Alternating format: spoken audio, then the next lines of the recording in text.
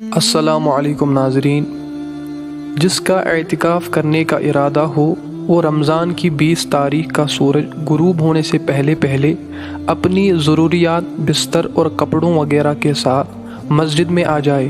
مسجد میں داخل ہوتے ہوئے اس طرح داخل ہو کہ دایاں پاؤں پہلے مسجد میں رکھے اور یہ دعا پڑھے: بسم اللہ والصلاة والسلام علی رسول اللہ، اللہم افتح لی ابواب رحمتک۔